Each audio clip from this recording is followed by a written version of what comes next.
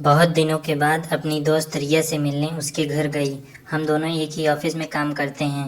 रोज मिलना हो ही जाता था तो घर कम ही जाती थी। आज जब उसके घर के पास ही एक रिश्तेदार से मिलने गई तो सोचा उसके घर भी हो आती हूँ। दरवाज़ा उसी ने खोला।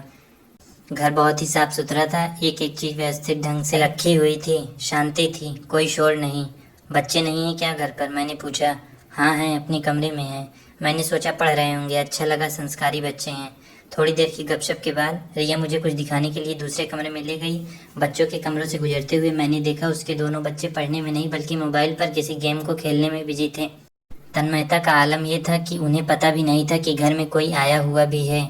जब रिया ने दोनों से मुझे प्रणाम करने को कहा तो बड़े बेमन से उठकर एक ने मेरे पैर छुए और दूसरा बस हेलो आंटी कहकर वापस से खेलने में मशगूल हो गया।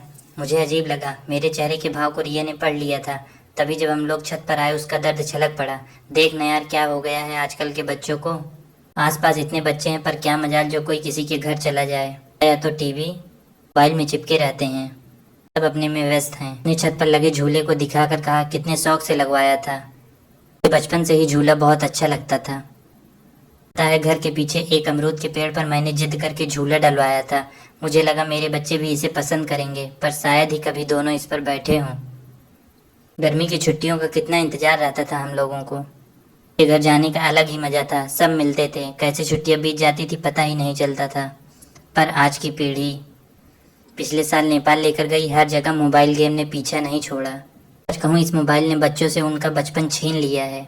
वो कहती गई, मैं सुनती गई, क्या समझाती उसे। हर माँ की यही व्यथा है। पर शायद इन सब के लिए हम लोग भी दोषी हैं। न समय हमारे बच्चे हमसे चाहते हैं, हम ही उन्हें नहीं दे पाते। फिर वो भी अपनी खुशी किसी और जगह तलाश लेते हैं।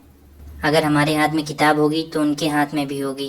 पहले हमें खुद को मोबाइल के जाल से निकालना है, तभी बच्चों से उम्मीद कर सकते हैं। हर चीज़ का सही इस्तेमाल करना जरूरी है एक सीमा तक। बच्चे तो गीली मिट्टी हैं, उन्हें आकार हमें ही देना है। वे तो हमारा अनुकरण करते हैं, हमारे कदमों के निशान पर ही अपने पैर जमाते हैं। बस हमें ये ध्यान रखना है कि हम अपने पैर कहाँ रख रहे हैं।